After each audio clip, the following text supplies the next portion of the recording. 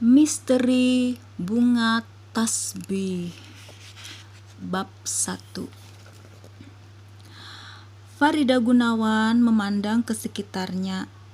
Perasaan takjub masih saja ada, padahal sudah hampir 2 minggu dia tinggal di situ. Sungguh lingkungan yang nyaman, sejuk dan tentram. Hal itu membuat ia semakin yakin bahwa pilihan dan keputusannya tidaklah keliru. Pasti tidak salah bila ia mengganti lingkungan lamanya di Jakarta yang hiruk-pikuk dan padat manusia itu dengan lingkungannya yang sekarang di kota Bogor. Rumahnya mungil, rapi, dan bentuknya sangat manis. Kebunnya juga indah, hasil tataan penghuni lama. Dia tinggal menikmati hasilnya. Tak ada perubahan yang perlu dilakukannya. Dia hanya membenahi barang-barang bawaannya dan memperbaiki yang rusak. Dia memang tidak memerlukan rumah besar. Itu sangat tidak efisien bila penghuninya cuma sedikit. Dia hanya berdua saja dengan Bi Icah, pembantunya. Sedangkan Tommy, anak satu-satunya, hanya pulang seminggu sekali. Di samping itu, rumah besar dengan ruang-ruangnya yang kosong dapat mengganggu perasaan. Apalagi untuk dia yang sengaja pindah dengan tujuan menenangkan perasaannya yang terluka. Sesuatu yang sangat penting untuknya. Di depan rumah, sepanjang kiri kanan tepi jalan berjejer pohon kenari. Kata orang, pohon-pohon itu sudah tua sekali, mungkin ratusan tahun umurnya. Tapi kelihatannya masih rimbun. Memang sayang dibuang, meskipun katanya ada bahaya akan tumbang bila ada angin besar. Ia berharap pohon-pohon itu tetap di sana selama mungkin. Mereka juga merupakan unsur utama pemberi kesejukan dan kenyamanan. Farida menarik nafas dalam-dalam lalu menghembuskannya kembali dengan kelegaan yang menyenangkan. Segar sekali. Udaranya pasti bersih. Tak ada polusi dan kendaraan yang lalu lalang karena keadaan jalan memang hampir selalu lengang. Mungkin disebabkan karena jalan itu bukan merupakan jalan utama menuju pusat kota. Beberapa puluh meter dari situ terletak kebun raya. Pucuk-pucuk pohonnya yang tinggi-tinggi bisa terlihat. Sesekali piknik ke sana di hari libur pasti menyenangkan. Tapi dengan siapa? Tommy? Tidak. Dia tidak boleh lagi mengganggu Tommy dengan hal-hal seperti itu. Dia tidak boleh lagi mengulang kesalahan yang sama. Salah satu faktor penyebab pindahnya juga karena hal itu. Dia tak boleh melupakan bahwa Tommy mulai beranjak dewasa, dan Tommy itu laki-laki. Jangan sampai Tommy tetap memiliki citra sebagai anak mama. Terus-terusan. Jangan sampai terjadi Oedipus kompleks. Demikian kata Ratih, sahabatnya yang psikolog. Farida menyeka matanya. Coba kalau Gunawan masih ada, tentu dia dapat mengajaknya ikut menikmati segala kenyamanan yang terasa sekarang. Lalu ia terkejut. Lagi-lagi pikirannya seperti itu, cengengnya kembali lagi. Jangan mengandai-andaikan begini begitu dengan orang yang sudah tiada. Percuma dan menyakitkan. Kenanglah dia dengan cara yang lain, misalnya masa lalu yang benar-benar pernah ada. Jangan sesuatu yang tak ada dan tak mungkin ada. Gunawan sudah berada di alam yang lain. Itu tak boleh ia lupakan. Bukankah justru karena itu maka ia sekarang berada di sini? Jadi mulai saat itu ia harus berani dan tabah mengatasi segala rasa kesepian dan kesendiriannya.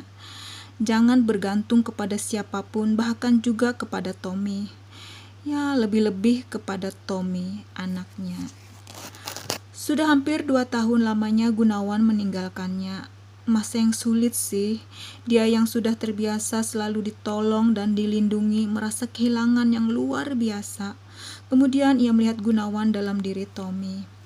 Ketika itu usia Tommy menjelang 17, tubuhnya bongsor, cepat besar dan tinggi. Kumisnya sudah membayang di atas bibirnya, seorang pemuda yang gagah dan tampan. Secara fisik dia kelihatan dewasa dan tentu saja juga sangat mirip dengan ayahnya. Farida merasa telah menemukan pengganti yang hilang. Kemana-mana ia minta diantar Tommy karena sudah terbiasa tak pernah pergi sendirian. Ia selalu minta bantuan Tommy dalam hampir segala hal, termasuk yang bisa dikerjakannya sendiri. Memang yang jadi masalah baginya bukanlah soal kemampuan, tapi rasa kebersamaan. Ia tak ingin sendiri. Tommy selalu siap membantu. Ia tak pernah tampak keberatan.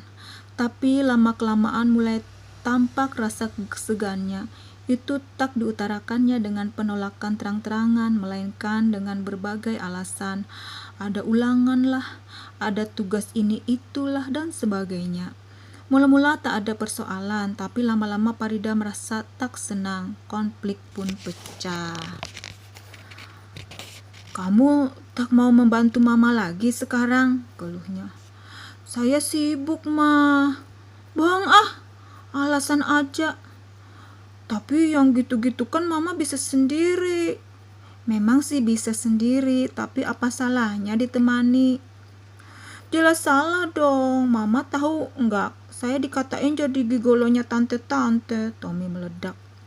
Farida kaget lalu marah. "Jahat benar mulut orang itu. Tapi kamu kan gak usah dengar. Kasih tahu aja bahwa perempuan yang sama-sama kamu itu adalah ibumu." "Saya dikatain masih menyusu." Farida terdiam lalu tahu dirinya salah. Dia tahu dirinya salah. Dan itu memukul perasaan. Bayang-bayang akan sendirian lagi mulai muncul. Dia akan kehilangan Tommy juga. "Kau memang sendirian, akuilah itu dan terimalah juga. Jangan cari pengganti suami dalam diri orang yang bukan suami." Nasihat Ratih, sahabatnya. Farida mengakui kebenaran kata-kata itu. Dia sudah berlaku bodoh. Dia selalu menginginkan yang enak dan gampang untuk dirinya. "Jangan sampai Tommy kehilangan rasa bangganya akan dirimu," Ratih, sahabatnya, mengingatkan. Peringatan itu pun mengagetkan. Dia sudah melupakan hal itu. Selama ini Tommy sangat bangga akan dirinya. "Ibuku seorang pengarang," begitu ia memberitahu teman-temannya dengan bangga. Ceritanya bagus-bagus dan tokoh-tokoh wanita dalam cerita itu selalu punya karakter kuat, tabah dan berani. Sama sekali jauh dari gambaran umum perempuan yang katanya suka mengeluh dan meratap-ratap dengan kesedihan yang tak kunjung tuntas.